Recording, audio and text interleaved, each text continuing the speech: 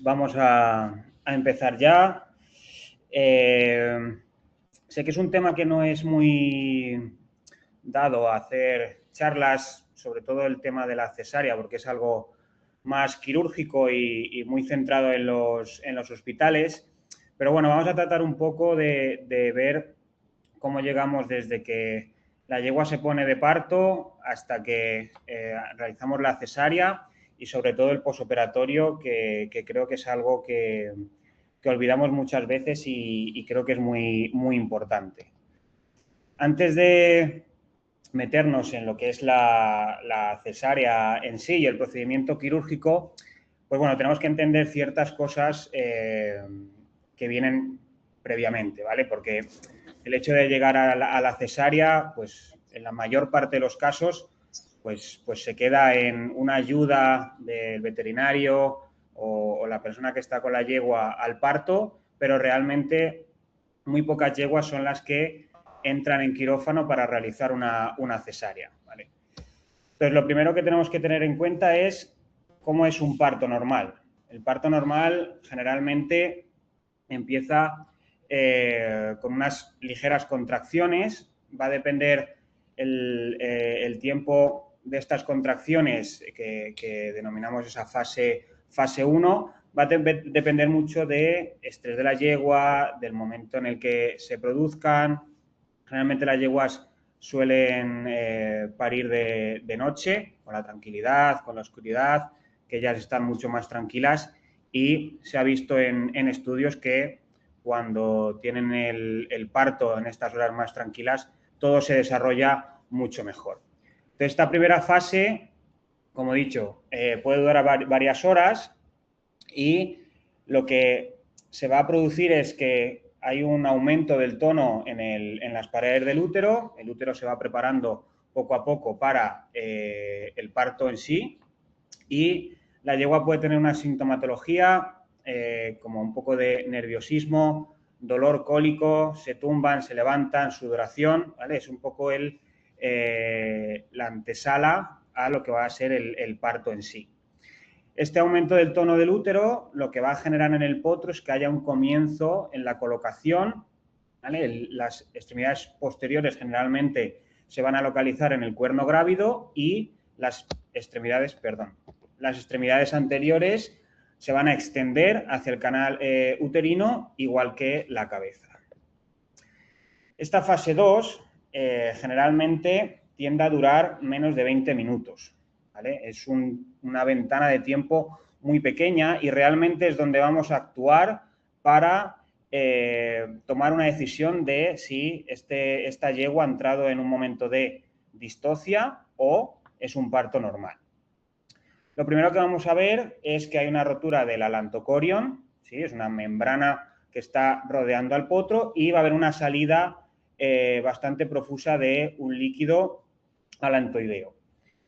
También vamos a ver que la yegua se puede mirar los flancos, va a haber unas contracciones bastante importantes y esto lo que va a generar es que haya esa fuerza de propulsión para que el feto o el potro en este caso sea expulsado al exterior. Entonces, ya una vez que se ha roto este alantocorion, vamos ya a poder ir viendo si el potro va a salir, digamos, del canal vaginal con una posición normal o anormal. Lo primero que vamos a ver es la salida de uno de los cascos, ¿sí? Y posteriormente la salida del segundo casco, que va generalmente unos 10 centímetros, digamos, retardado. A medida que va avanzando el potro, veremos aparecer el hocico, que generalmente se va a localizar en la parte, a la altura de, entre los carpos, a la altura de la parte proximal del metacarpiano. Esta postura, digamos que es una postura natural, porque esa extremidad que está más atrasada, se queda más atrasada porque hay una flexión tanto del codo como del hombro, y esto lo que genera es una menor circunferencia del tórax, que lo que va a permitir es que poco a poco el potro vaya saliendo.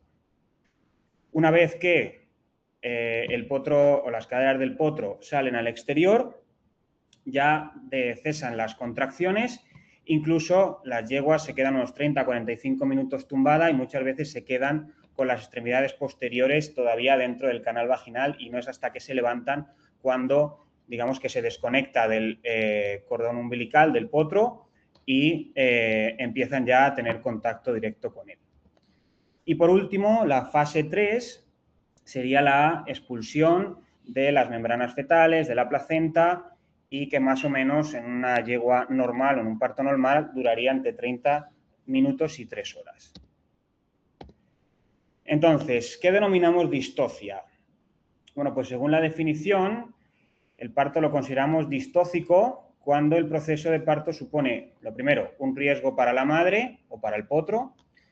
También cuando va a requerir una asistencia por parte del veterinario para completar el parto o cuando existen variaciones en el tiempo de esa fase 2 que generalmente tiene que durar menos de 20 minutos.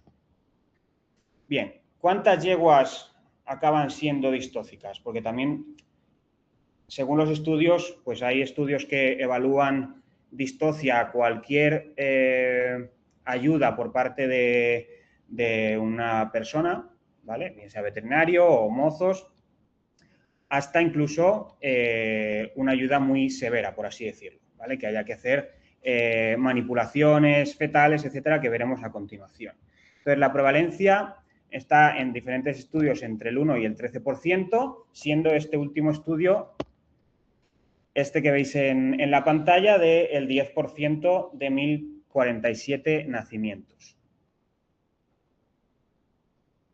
Pero, como hemos visto que la fase 2 es un periodo de tiempo muy corto, esta distocia es una emergencia que requiere una respuesta rápida. ¿Por qué? Porque se ha visto que aumentos en más de 40 minutos de la fase 2 hay bastante probabilidad de que aumenta la mortalidad fetal. Incluso si no acaba ese feto en muerte, acaba en problemas de hipoxia neonatal y bueno, pues ya sabemos todos lo que supone eso.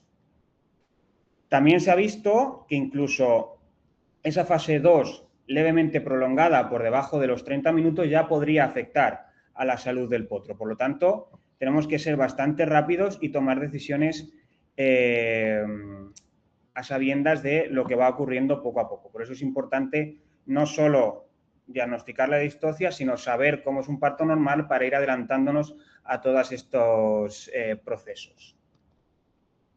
Las causas de una distocia pues pueden venir de la madre, que no suele ser lo normal, podemos tener ciertas torsiones uterinas o que haya una desproporción de la pelvis, que tengan alguna fractura antigua de pelvis, que el canal vaginal no se pueda dilatar, etcétera. Bueno, serían causas a priori de la madre o causas del feto, que generalmente son las más prevalentes. ¿Vale? Y vamos a hablar de mala disposición del feto, porque ahora veremos a continuación por qué no hablamos de mala presentación o mala postura, ¿vale? Ahora lo veremos a continuación. También, generalmente, no es solo una causa la que genera esta distocia, sino que son una combinación de causas, ¿vale? Que lo que van a provocar es que el potro se quede encajado y no sea capaz de atravesar el canal vaginal. Y pues también se ha visto que yeguas que han tenido problemas anteriormente de distocias o problemas durante el parto, etcétera, pueden o tienen mayor probabilidad de desarrollar un parto distócico. Por tanto, estas yeguas hay que tenerlas muy monitorizadas a la hora de que se produzca el parto o incluso de poder programar una cesárea para, antes de que se genere el parto y corra en riesgo tanto la vida del potro como la de la madre, pues adelantarnos a ese momento.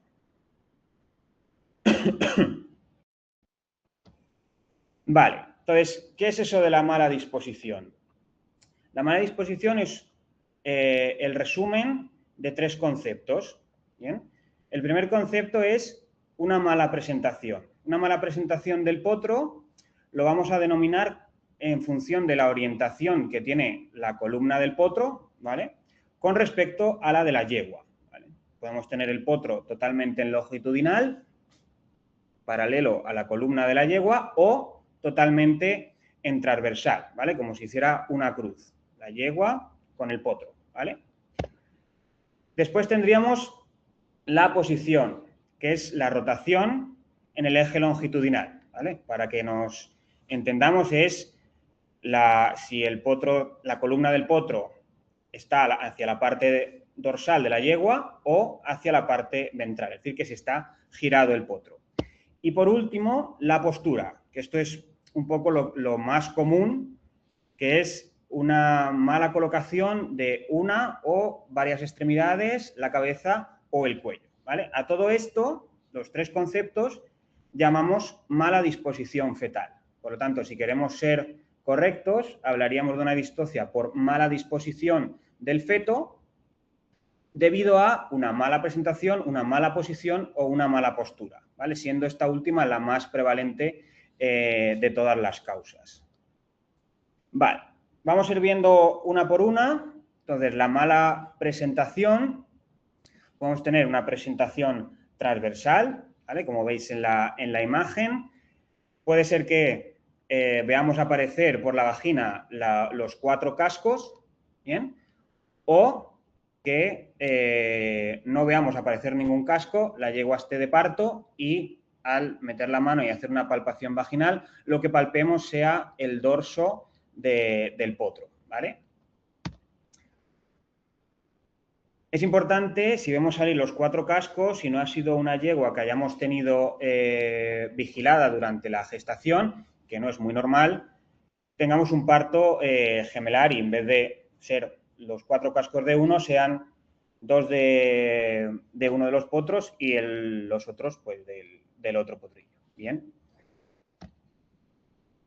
En esta postura se ha visto que hay un mayor compromiso del potro, ¿vale? Mayor compromiso vascular, porque al final, cuando haya esa rotura del alantocorion, ya hay un momento de estrés fetal y si tarda mucho el feto en salir al exterior, pues ya empezamos a tener cierta hipoxia en el potro, porque todo se va desarrollando y se van desencadenando eso, se van activando ese potro para bueno, pues, poder salir y vivir. Entonces, si eso se produce dentro, pues empezamos a tener momentos de estrés fetal y, bueno, pues se ha visto que también, pues evidentemente, aumenta la mortalidad.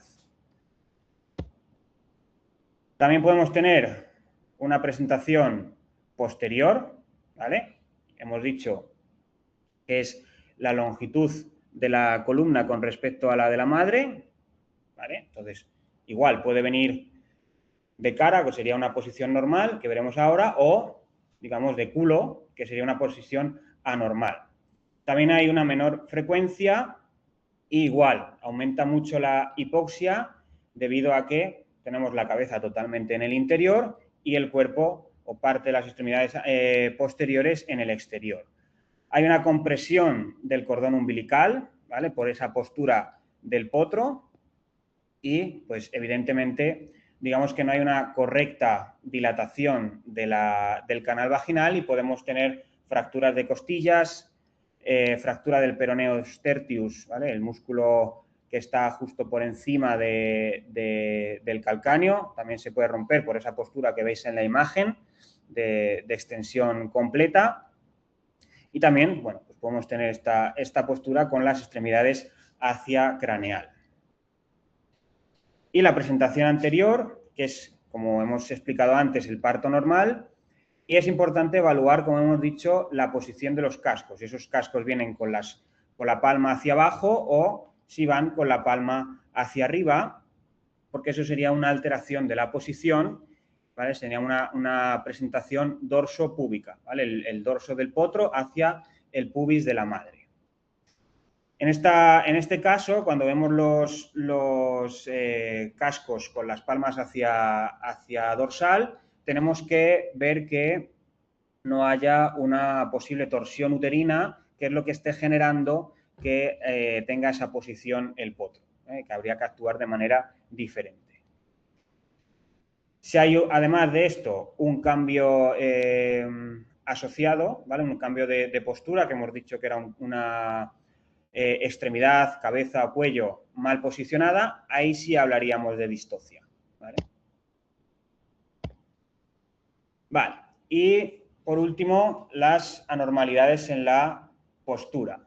Las anormalidades en la postura aquí es cuando el potro se pone creativo, ¿vale? Y pues tiene la cabeza hacia abajo o tiene giro del cuello o flexiones del carpo, del hombro, ¿vale? Entonces, hay 1000 formas que nos podemos encontrar y, bueno, pues hay algunas que son más fáciles de resolver y otras más difíciles.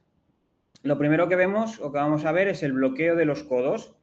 Es cuando, bueno, pues se quedan ambos codos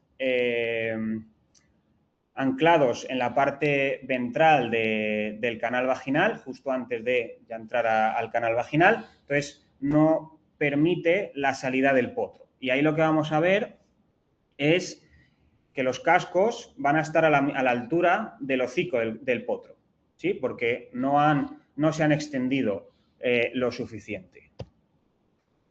Otra postura que podemos ver es cuando las manos están por encima de la cabeza del potro, ¿vale? Que se denomina manos sobre la nuca, y esto lo que puede generar es que los cascos topen con el techo de la vagina y generen una laceración rectovaginal, que, bueno, digamos que es una de las complicaciones que podemos tener en cualquier parto, ¿vale? No solo distócico, porque hay veces que salen y muchas veces, si tenemos un potro que se ha anclado al techo de la vagina, muchas veces lo más sencillo es acabar de hacer esa laceración para poder sacar al potro y que el potro no se quede demasiado tiempo en el canal vaginal.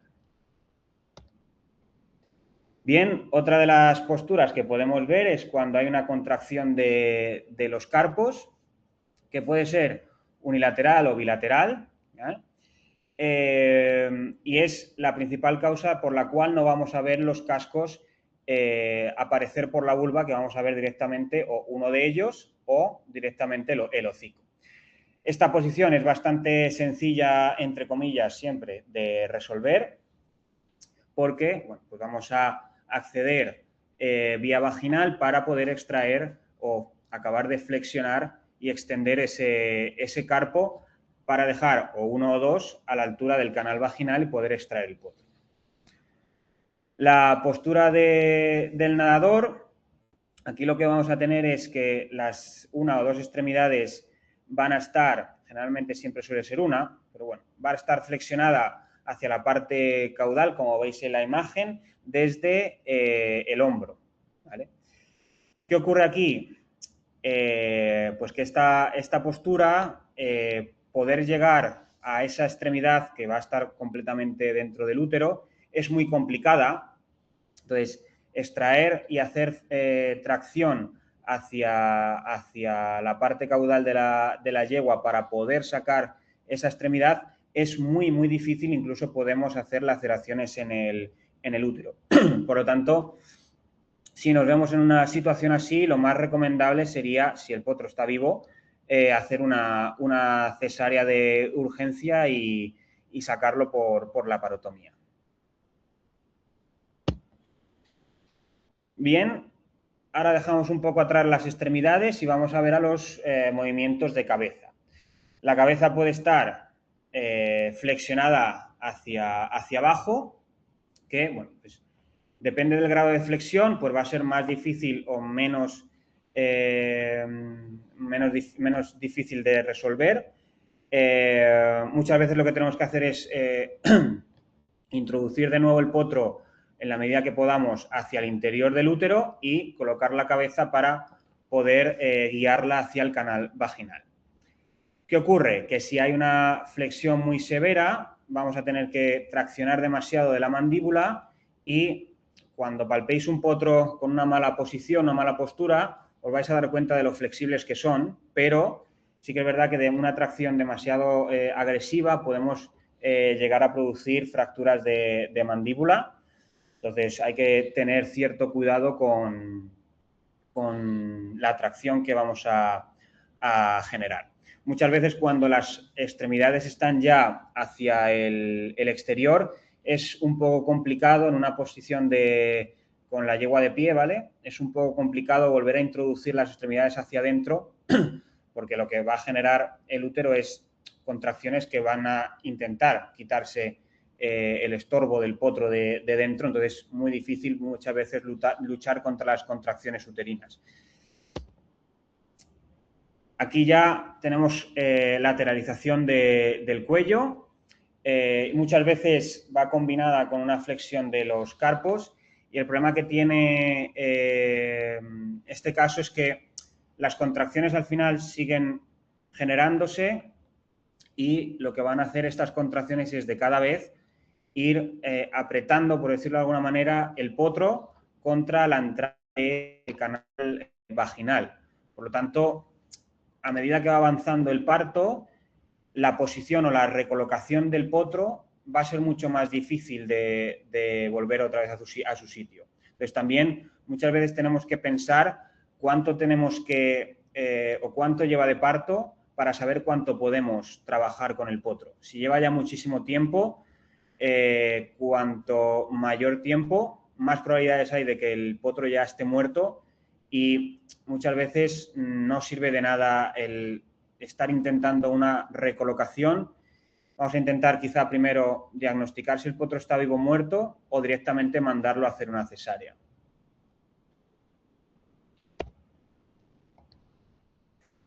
¿Vale? Otros cambios en la posición, ¿vale? Aquí ya tenemos un cambio tenemos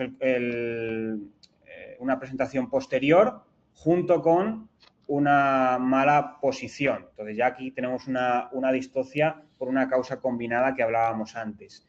En este caso, las extremidades, hay una flexión desde la cadera, con las extremidades totalmente hacia craneal, y aquí, por mucho que queramos, no vamos a poder sacar el potro a no ser de que realicemos una fetotomía, pero siempre hay que cerciorarse de que el potro esté muerto, ¿vale? Entonces, muchas de estas posiciones de una presentación posterior, lo más sencillo es rápidamente ir a cesárea y si somos capaces de diagnosticar si el potro está vivo o muerto, pues hacer una fetotomía. Y por último, también con una presentación posterior con una flexión de los tarsos. Igual, la manipulación puede ser que desencadene una laceración en el útero y bueno, pues estas presentaciones más posteriores es un poco más complicado de sacar por el canal vaginal sin hacer una fetotomía o una cesárea.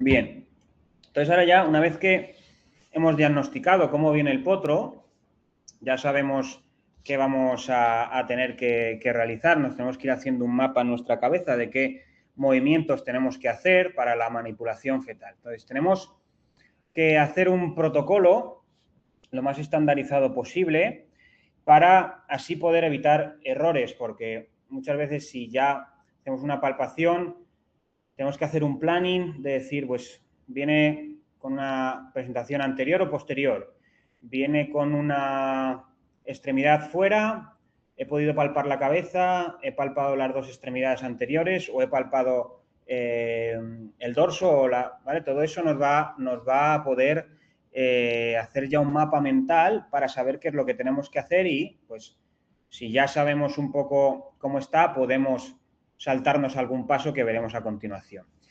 Hay que hacer también una exploración de la yegua, si ha habido algún sangrado interno, si vemos sangre profusa saliendo hacia el exterior, ver las mucosas. Muchas veces no nos deja acercarnos, pero bueno, en la medida que podamos, sobre todo signos de shock, sí que sería importante evaluarlos.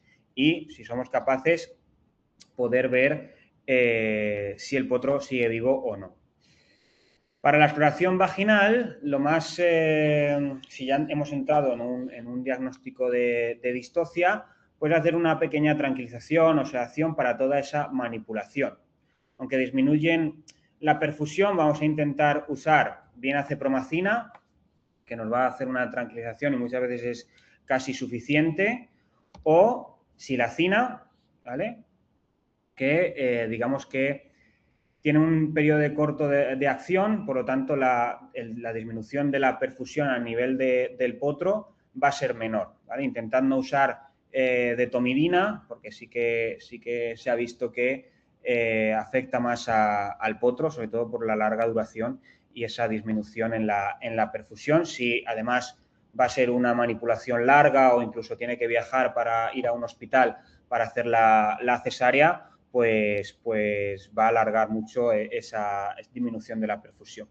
Podemos también usar butorfanol en caso de que no seamos capaces de tranquilizar lo suficiente a la yegua con la silacina, o incluso metadona, que va a producir una analgesia mucho mayor.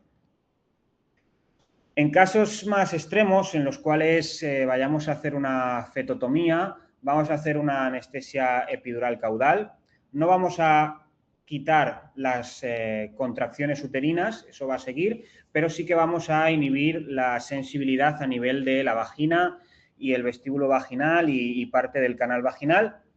Entonces podemos usar pues silacina junto con lidocaína en 8 mililitros de suero salino y acceder en el espacio subaracnoideo entre la primera cocigia y la segunda, podemos acceder al espacio epidural para poder desensibilizar esta parte.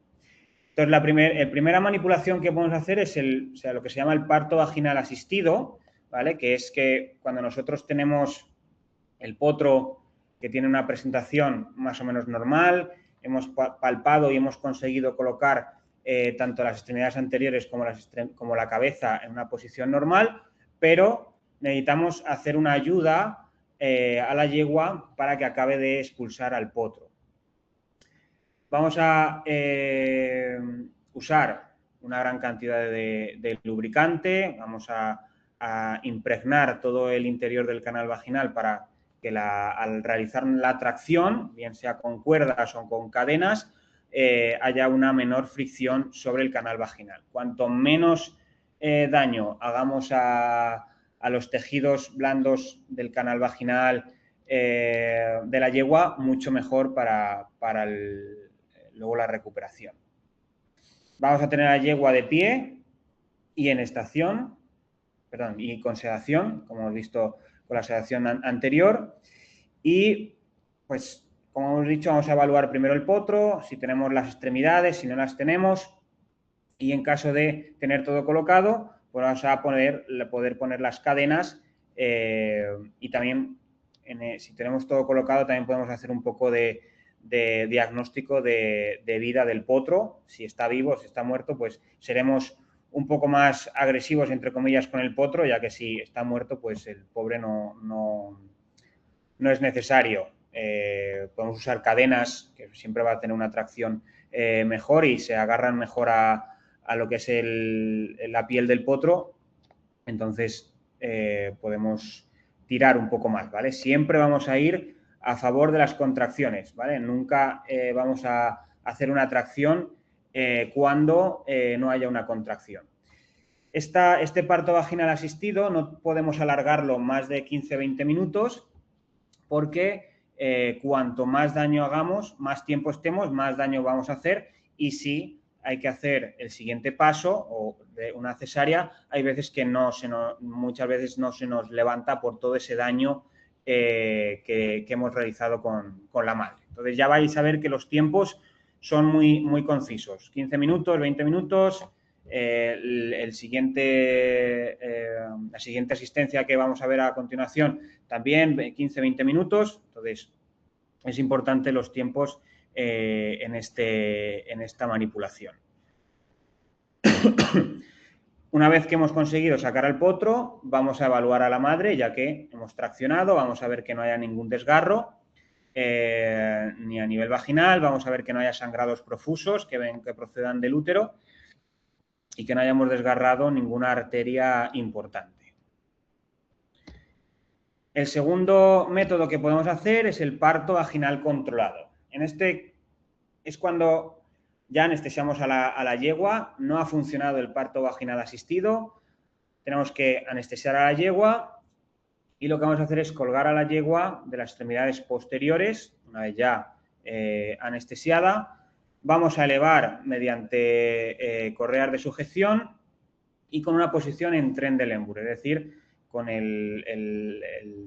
las extremidades posteriores más elevadas. ¿Y esto qué va a permitir? Lo primero es, al tenerlo tumbado en decúbito dorsal, el potro se va a quedar pegado hacia el dorso de la madre y al hacer una posición de Trendelenburg vamos a conseguir que el potro se introduzca hacia el útero de nuevo y eso nos va a ayudar a poder recolocar bien el potro. Paso previo a la cesárea, ¿vale? Cuando este método no tiene éxito, ya una vez con la yegua dormida, vamos a ir directamente a la cesárea. De hecho, el personal que está atendiendo al potro, es decir, que está intentando hacer la extracción del potro, simplemente se centra en ese momento y otro equipo lo que está haciendo es preparar a la yegua para no perder tiempo ante una posible cesárea. Con esta posición lo que vamos a hacer es mejorar el espacio interno y al introducir el potro en el interior del útero vamos a tener mayor espacio para poder recolocar al potro y poder extraer las extremidades anteriores y la cabeza para su extracción. Lo mismo, 10-20 minutos, si no hemos conseguido resolver la distocia pasado este tiempo con este método, directamente nos vamos a la mesa de quirófano y realizaríamos una cesárea. Si, por otro lado, hemos conseguido colocar el potro en su sitio con las extremidades anteriores hacia el canal vaginal y la cabeza, vamos a poner a la yegua en lateral y va a ayudarnos a poder expulsar mucho mejor el potro, ¿vale? Para que no esté en posición de Trendelenburg. Lo mismo, demasiada manipulación puede generar muchas complicaciones a la hora de levantarse la yegua y puede ser que haya una parálisis o demasiado daño en el canal vaginal, en el canal del parto y que en ningún momento la yegua se vuelva a levantar de esa recuperación de la anestesia. Otras complicaciones que podemos tener en esta manipulación, pues perforaciones de útero y desgarros vaginales, que entre comillas sería lo más leve que tendríamos como complicación. Y ya llegamos a lo más impactante, digamos, de esta charla, que es la cesárea. De todos esos partos distócicos que hemos visto anteriormente, un 10%, la mayor parte de ellos se quedan en el paso anterior, ¿vale? En esta asistencia vaginal controlada y pocos casos llegan a cesárea. Pero en la cesárea lo que vamos a hacer es, con la yegua totalmente anestesiada, en decúbito dorsal, vamos a hacer una laparotomía exploratoria para corregir la posición del potro y poder extraerlo del útero. Bien, muchas veces cuando a nosotros nos llaman de una cesárea, pues siempre hacemos un plan de actuación. Nos reunimos todo el equipo, ya veréis en las fotos que vienen a continuación que yo creo que es la cirugía que más llama a la gente, ¿vale? Es como se ven tan pocas que todo el mundo quiere venir a verlo, entonces siempre hay muchísima gente y cuanto mayor gente no quiere decir siempre que todo sea un éxito, ¿vale? ¿Por qué? Porque cuanta más gente, más errores se pueden cometer. Entonces, siempre antes de un proceso de cesárea hacemos una reunión para planificar qué va a hacer cada persona, ¿vale? Habrá varios equipos que se encargarán de la madre, otros de la anestesia de la madre, los cirujanos del momento de la cesárea y habrá otro equipo que se encargará del potro una vez que consigamos extraerlo. ¿vale? Hemos hablado del preparado del abdomen para no perder tiempo, porque una vez que decidimos hacer una cesárea, tenemos 20 minutos hasta que saquemos al potro. Desde que tenemos la yegua tumbada hasta que extraemos al potro no deben pasar más de 20 minutos. Por lo tanto, vamos a hacer una incisión en la línea media de unos 35 centímetros. Muchas veces 35 centímetros se nos queda corto porque, bueno, pues de cada vez utilizamos sementales que generan o que van a producir unos potros muy grandes y muchas veces ni estos potros salen por esos 35 centímetros, entonces hay que abrir bastante más, ¿vale? Entonces, todo esto también, cuanto más incisión abramos, más complicaciones posteriores podremos tener. Vamos a poder el cuerno grávido y lo que vamos a utilizar son unas suturas directrices que nos van a ayudar a mantener ese útero hacia el exterior de la incisión, porque si no va a tender siempre a irse hacia la parte del dorso de la yegua, ¿vale? Vamos a localizar el tarso y el casco, porque acordamos de que generalmente las extremidades posteriores están localizadas en el cuerno grávido, por lo tanto vamos a ir a localizar ese cuerno grávido y vamos a hacer una incisión en el útero desde el casco hasta el tarso. Vamos a extraer el potro mediante una grúa, atándolo por encima del calcáneo, como veis en la imagen. No pasa nada, esto no implica ninguna lesión en el potro y sí que nos facilita mucho la extracción, ¿vale? Hay en otros hospitales que lo que hacen es coger al potro directamente a mano y lo van sacando. Pero si tenemos una grúa, pues nos va a resultar mucho más sencillo, hay que tener un poco de manejo para no desgarrar, pero poco a poco lo vamos a ir sacando y lo vais a ir viendo. Después vamos a hacer una sutura hemostática en la pared del útero, ¿vale? En ambos lados de la pared, que nos va a ayudar a reducir el sangrado, y posteriormente vamos a hacer una reinversión de la pared del útero en 2 capas con una reinversión final.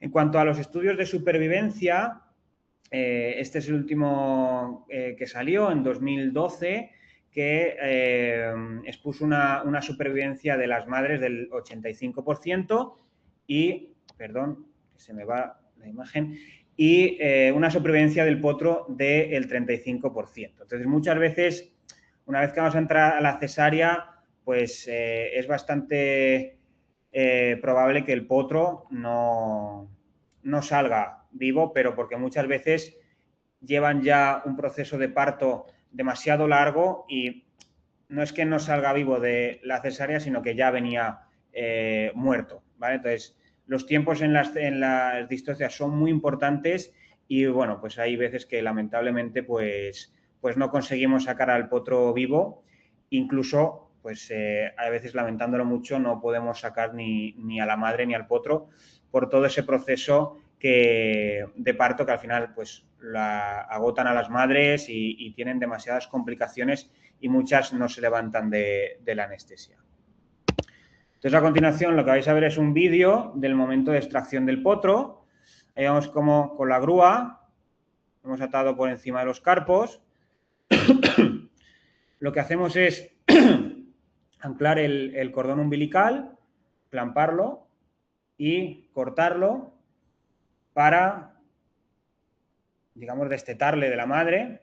Y ya una vez que hemos conseguido esto, que no se desgarre, lo que vamos a hacer es tirar de la grúa hacia arriba y hacia atrás. Y ahora vais a ver el pedazo de potro que salió de ahí.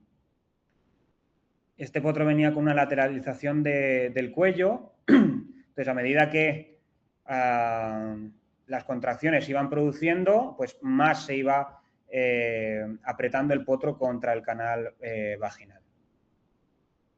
Pues ahí lo que vamos haciendo es ir recolocando poco a poco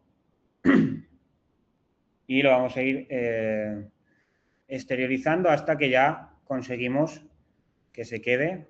Ahí la anestesista Rocío lo que está haciendo es cupage para poder vaciar los pulmones de todo el líquido y ya tumbarlo y pues, ya el equipo de reanimación pues hará su trabajo, que no es el motivo de la charla, pero sí que quería pararme en esta diapositiva porque al final lo que es el trabajo del cirujano pues es mucho más sencillo porque al final somos un poco más de corta y pega. Lo siento por si hay algún cirujano me viendo, pero nosotros abrimos, colgamos al potro de la grúa, lo sacamos, más rápido nos costará más, nos costará menos, pero los que ellas tienen en juego es una vida, y no solo una vida, sino tienen la vida del potro y por otro lado la vida de la madre, ¿vale? Entonces, aquí veis todo el personal de anestesia del hospital veterinario de la UACS y pues si os ponéis a contar personas, pues 2, 3, 4, 5, 6 personas para atender a un potro, ¿vale? Pues ahí veis, ahí secan al potro, catete rápido, oxígeno en caso de necesitarlo, una máquina de anestesia, ¿vale? Entonces, todo el procedimiento para salvar la vida del potro, pues es bastante importante, incluso mucho más que lo que es el proceso de la cesárea en sí. Pero bueno, cuando luego nos mandan estos vídeos de ese potrillo, pues bueno, pues te das cuenta de que tu trabajo merece la pena y al final es un trabajo de un equipo muy grande que tiene resultados y bueno, pues para esto dedicamos todo nuestro día.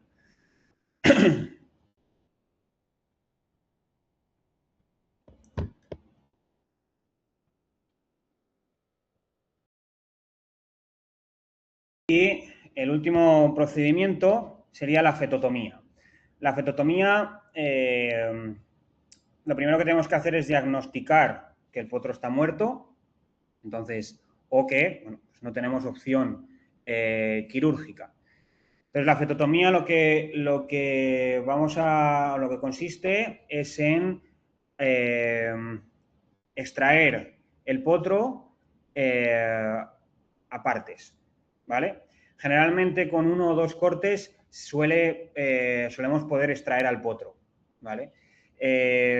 Podemos usar un fetotomo, que es un alambre de sierra, que es este sistema que veis en la imagen, que tiene una sierra interna y vamos con la manipulación, vamos a poder pasar ese cable en la parte que nosotros queramos extraer primero y desde el exterior vamos a ir con esa sierra de cable. Mucha lubricación porque vamos a hacer una manipulación muy, muy extrema con la yegua en estación, sedación y sí que es importante realizar una epidural porque nos va a permitir relajar toda la parte del canal vaginal y nos va a ayudar mucho a la extracción. Vale, aquí veis unas imágenes que he cogido de este libro, del Equine Reproductive Procedures. Y bueno, pues se puede cortar la cabeza, se puede cortar un miembro, se puede cortar el miembro más arriba, más proximal o más distal. Y muchas veces, una vez que extraemos una de las extremidades, ya disminuye la circunferencia del tórax y podemos extraerlo. ¿Vale? Siempre importante cuando hagamos un corte no hacerlo o no dejar el corte en punta, ¿vale? Porque en la manipulación podemos hacer desgarros si dejamos un hueso muy, muy puntiagudo, entonces hay que intentar hacer los cortes lo más romo posible. Una vez que tenemos ya la parte del potro que vamos a extraer, con muchísimo cuidado, poco a poco, bien lubricado, vamos a irlo extrayendo hacia el exterior. En caso de fetotomías, sí que se ha visto que hay una supervivencia bastante importante, por lo tanto, no es un método, o sea, es un método agresivo, pero que tiene una supervivencia, evidentemente, para la madre de casi el 96%, lo cual es una técnica que aunque invasiva, sí que nos da buenos resultados. En cuanto a los cuidados posoperatorios, ¿vale? Hablamos de la madre, lo vamos a tratar como cualquier laparotomía, si fuera una cirugía de cólico, vamos a poner analgesia, si requiere solo flunixin, meglumine como analgésico, una INE, vamos a quedarnos ahí. Si la yegua tiene más dolor, podemos incluso poner metadona o usar infusiones continuas como lidocaína o ketamina en caso de requerirlo. Antibioterapia sistémica con penicilina y gentamicina y fluidoterapia, ¿vale? Aparte de esto, la cesárea, generalmente no tocamos nada del digestivo, pero sí que hay una fricción del potro sobre la serosa, del ciego, del colon, del intestino delgado, y eso puede generar cierta irritación y puede llevar a un hilio paralítico. Por lo tanto, en caso de necesitarlo, con infusiones, con ecografías seriadas, evaluando también el digestivo, podemos incluso poner una infusión continua de lidocaína para prevención de ese hilio paralítico que no queremos encontrar, ¿vale?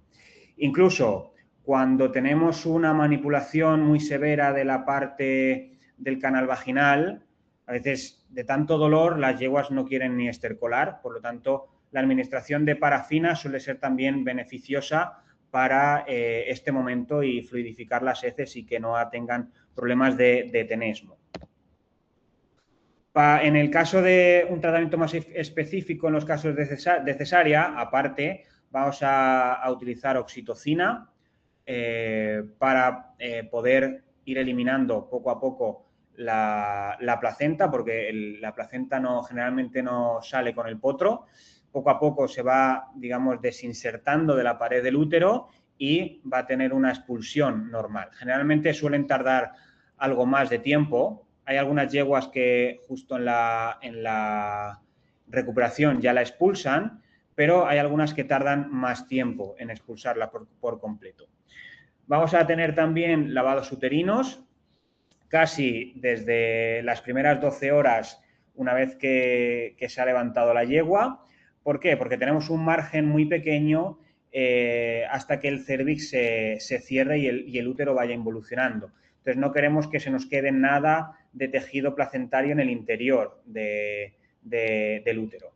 Por lo tanto, los lavados uterinos los vamos a realizar desde el primer momento hasta los 3-4 días o hasta cerciorarnos de que ese lavado uterino, digamos que el líquido que obtenemos no sea un líquido turbio, sanguinolento o incluso con partes de tejido procedente de la placenta. Cuando extraemos la placenta, siempre importante extenderla en el suelo. Vamos a evaluar cómo es la placenta, si está entera, si hay alguna zona necrótica, ¿vale? Todo eso nos puede hacer ver si queda algo de placenta dentro o no.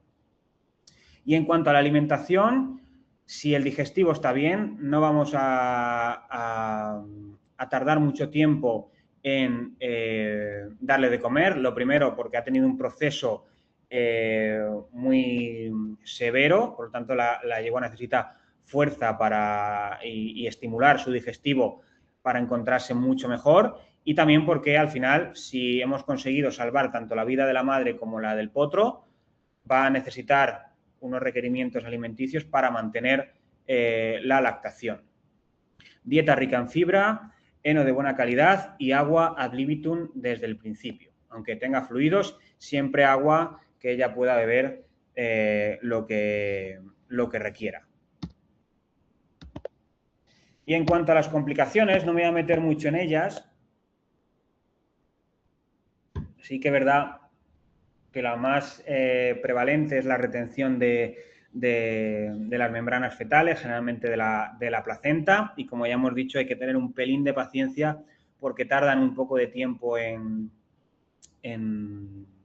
caer por completo, y vamos a ir poco a poco exteriorizándola con los lavados uterinos, y a medida que vaya involucionando un poco el útero, vamos a ir a extraerla o va a poder la yegua extraerla mucho más sencillo. Evidentemente, si se nos queda algo de tejido placentario en el interior nos puede desarrollar una endotoxemia y, por lo tanto, desencadenar en una laminitis, laceraciones vaginales, tanto por la manipulación como en caso de que el potro haya salido por sí solo, con algo de ayuda, pero por sí solo, podemos tener estas laceraciones rectovaginales o infecciones del sitio quirúrgico, como infecciones más graves. A ver, al final pensad que abrimos el útero, digamos que el útero tiene toda la parte de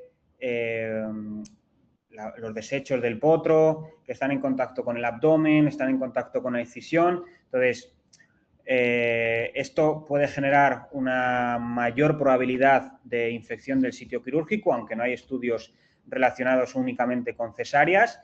Y también, bueno, pues que tenemos una incisión bastante más grande, por lo tanto, podemos tener mayor probabilidad de estas infecciones. Y, como hemos hablado también, debilidad o incluso parálisis de las extremidades posteriores que pueden desencadenar en que la yegua no se levante en ningún momento. Bien, a relación un poco de la infección, de la incisión y de la cesárea, nuestro patrocinador, Better Equine, pues ha desarrollado estas fajas que, bueno, pues nos van a ayudar en estos casos de cesárea, porque nos va a permitir hacer una compresión sobre el abdomen. Hemos dicho que tenemos una incisión de más de 35 centímetros, por lo tanto, digamos que la pared abdominal va a estar más comprometida, porque abrimos una incisión mucho más grande. Además, partimos de una yegua que ha tenido un potro, ¿vale? Tenemos un abdomen mucho más dilatado, que a medida que van pasando los días, este abdomen va a ir haciéndose más chiquitito, y esta faja lo que nos permite es que con sus tiras vamos a ir pudiendo reducir y ir yendo a una compresión mayor del útero, ¿vale? Además, una incisión tan grande va a desencadenar y desarrollar edema ventral, y todo el proceso de cesárea lo más probable es que desencadene este edema ventral, y con la faja nos va a permitir una compresión mayor y pues, ayudarnos a reducir al mínimo las complicaciones.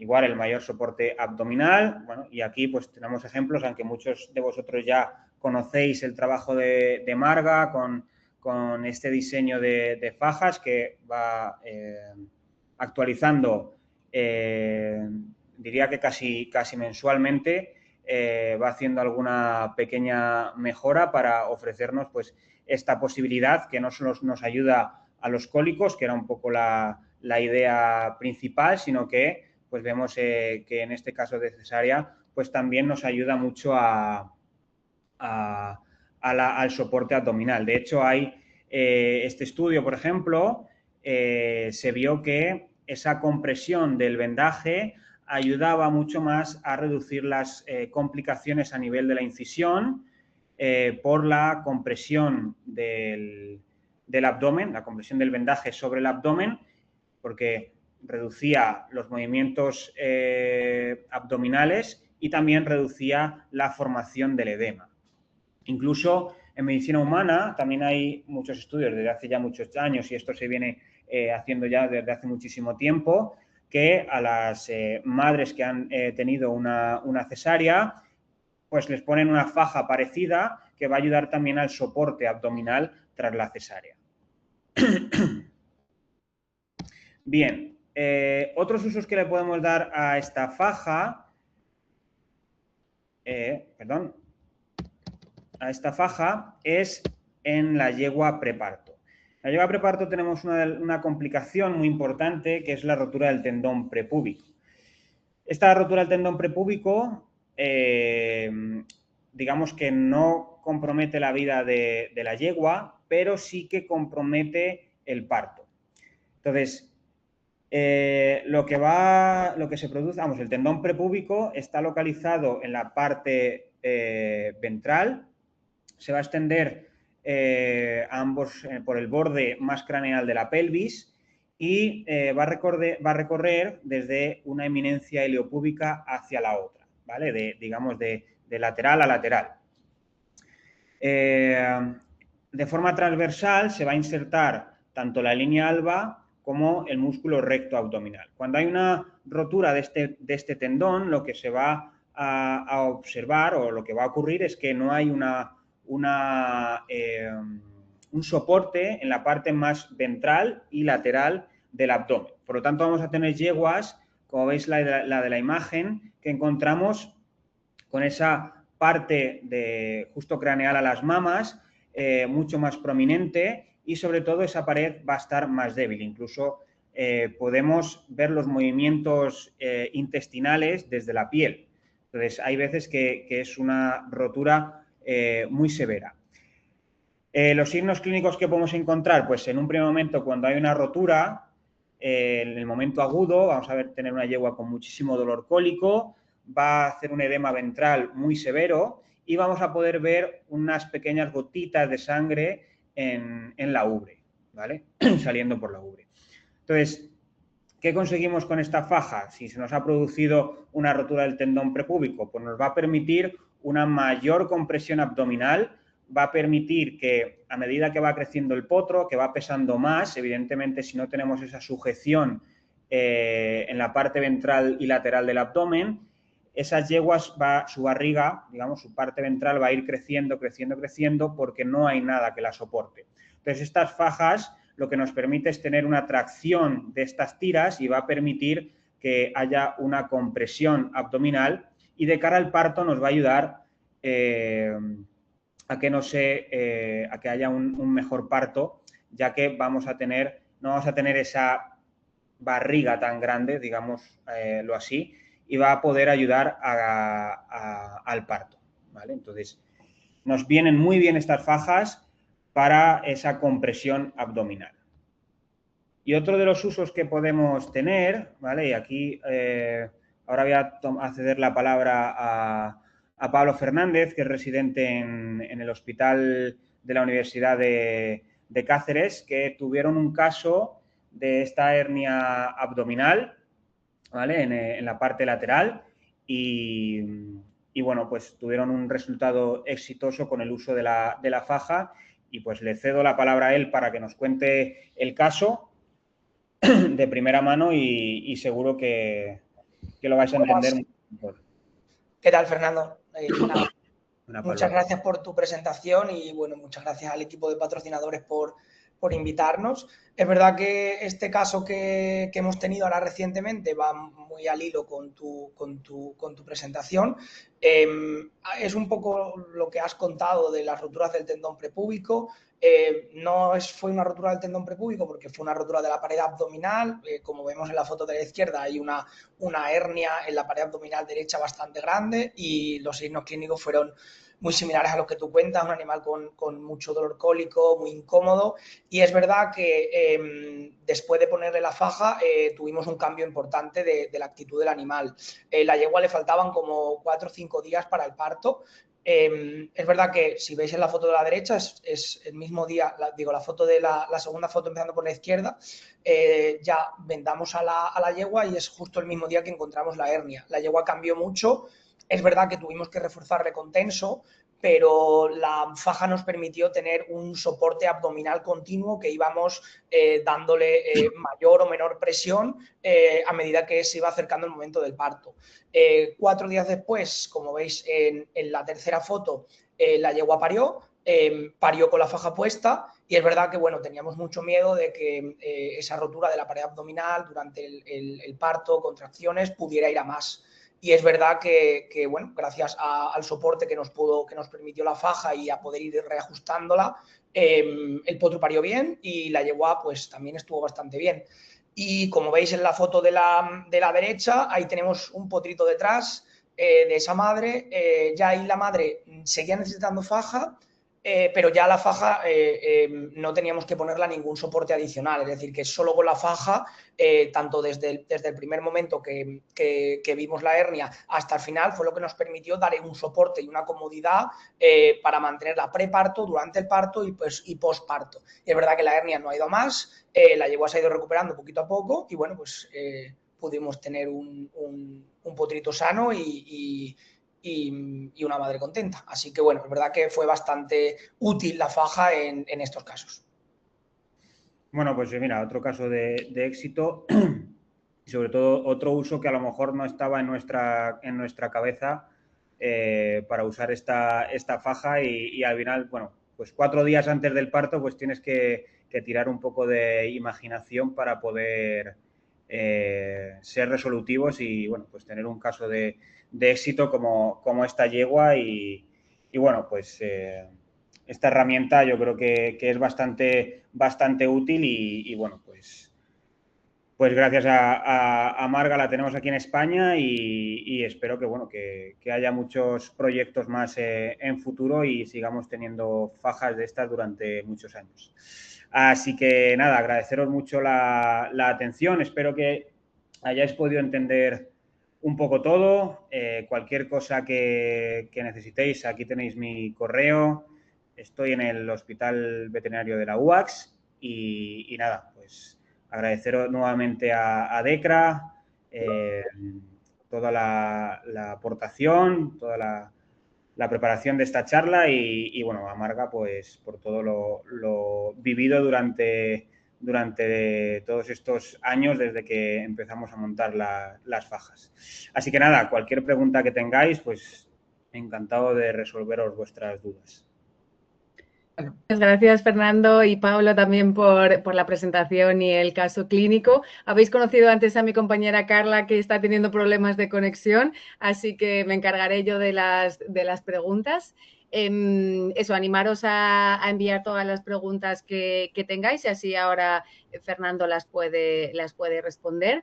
La primera que tenemos es que ¿cuánto tiempo mantienes la antibioterapia después de una cesárea? Bueno, a ver, después de la... Espera, que voy a dejar de compartir un segundito.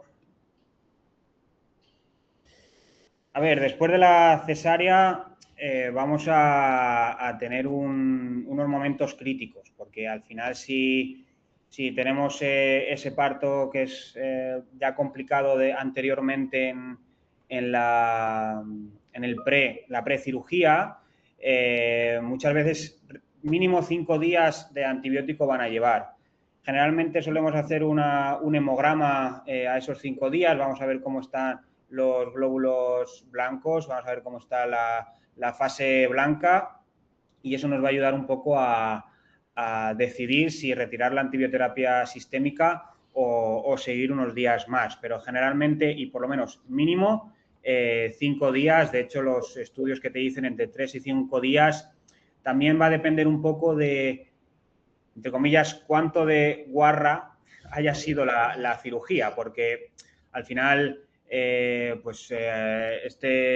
esta primavera también tuvimos un caso de una cesárea que se había adelantado un mes el parto porque el potro tenía una malformación y bueno, pues tenía todo el intestino, hígado en el exterior, en contacto con el interior del útero de la yegua, entonces al extraerlo, pues quieras que no, más o menos contaminación tienes, entonces va a depender mucho del caso, el alargarlo, pero mínimo 5 días de antibióticos estamos dando. Vale, perfecto, muchas gracias. Luego también nos preguntan que en cuanto al potro, ¿qué tipo de cuidados necesitas? Si hay algún tipo de manejo diferente, si es por cesárea o por parto natural, digamos. Si en cuanto al potro se necesita algún manejo específico. Bueno, a ver, si el parto, digamos, es distócico, pero se hace con la yegua despierta, sin tener que realizar una cesárea, lo más probable es que ese potro, en mayor o menor medida, sea un potro hipóxico, un dummy, como lo llamamos comúnmente, y pues va a requerir los cuidados que necesite como cualquier otro potro dummy que se pueda encontrar el veterinario en el campo, ¿vale? Sí que es verdad que en contraposición a lo que es la cesárea, pues claro, evidentemente ese potro que está conectado a la madre, entre comillas, va a estar también anestesiado. Entonces, digamos que hay que resucitarlo, entre comillas, y requiere de un equipo muy preparado. Perdón, que se me ha apagado la luz. Ahora. Un equipo muy preparado, con una máquina de anestesia, porque muchas veces es necesario intubar al potro y dar una resucitación, digamos, desde cero. Entonces, no tiene nada que ver los requerimientos de un potro tras la cesárea que un potro que haya nacido por el canal vaginal normal y que el potro ya de por sí esté vivo, por así decirlo. Entonces, nosotros cuando inducimos a la madre estamos induciendo al potro y anestesiando al potro. Entonces hay que volver otra vez a reanimar ese potro y sacarlo de esa anestesia, aparte de pues que no es un potro que haya nacido con un parto normal. No sé si he respondido a la pregunta. Sí, yo creo que sí. De momento la última que tenemos, no sé si se animará alguien más, es ¿qué cambia en cuanto a tratamiento para la yegua si hay una cesárea o una fetotomía? Has hablado que a veces se recomienda fetotomía un poco por evitar esa cirugía, pero un poco qué cambia en la yegua, si nos puedes contar. Bueno, a ver, teniendo en cuenta de que no vamos a hacer una incisión de más de 35 centímetros en el abdomen de la yegua, eso sería el primer cambio, ¿vale? También la manipulación uterina va a ser mucho menor. En caso de la fetotomía, pues al final, a ver, no todo el mundo, o sea, no es sencillo hacer una fetotomía y digamos que yo no trabajo en el campo, evidentemente, y aquí cuando llega un animal para hacer una cesárea o por una distocia, generalmente viene porque queremos salvar a los dos y viene directamente a hacer cesárea.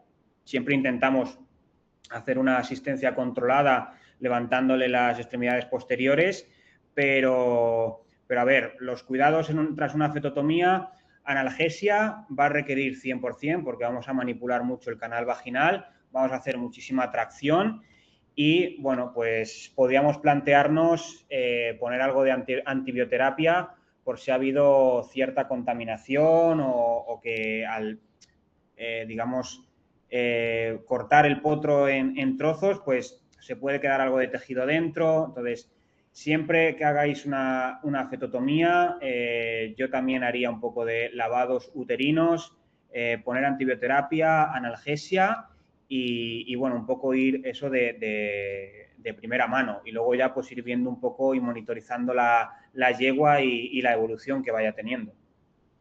Pero esos tres yo creo que serían un poco comunes tanto a la cesárea como a la fetotomía. Vale, perfecto, pues muchas gracias. De momento no hay más preguntas y ya vamos un poco fuera de hora, así que en principio podemos dar por terminada la sesión. Muchas gracias de nuevo a los ponentes y gracias, Marga, también por tu colaboración. No sé si quieres despedirte. Bueno, quiero despedirme. Daros las gracias a todos. Pablo, muchas gracias por tu intervención. La verdad es que ha sido un caso de éxito y no queríamos dejar de comentarlo. Muchas gracias por tu tiempo, Fernando, a todos. Y a los que os mantenéis todavía en el webinar, comentaros que durante este verano estamos trabajando en una nueva línea de fajas abdominales. Pronto tendréis noticias de ellas. Vamos a sacar la línea Better Flex, que es una faja postquirúrgica abdominal flexible, ya os contaré más. Y también vamos a sacar faja para potros. Ya tenemos todos los tejidos técnicos, estamos ya muy lanzados. Espero, ojalá, en septiembre, pues que ya tengáis noticias de producto ya salido al mercado. Y como bien ha dicho Fernando, vamos incorporando nuevas prestaciones a medida que los usuarios, los veterinarios las estáis utilizando. Bueno, queremos mucha proximidad, os queremos ayudar con el mejor recurso que podáis necesitar. Y nada, pues de parte de Horsight, pues también distribuidor oficial de Better Equine y de todos los productos que necesitáis los veterinarios equinos. Así que nada, muchas gracias, Decra, Muchas gracias a todos los asistentes y buenas noches.